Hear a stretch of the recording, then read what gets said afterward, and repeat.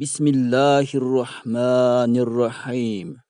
ولا تقتلوا أولادكم خشية إملاق نحن نرزقهم وإياكم إن قتلهم كان خطأ كبيرا.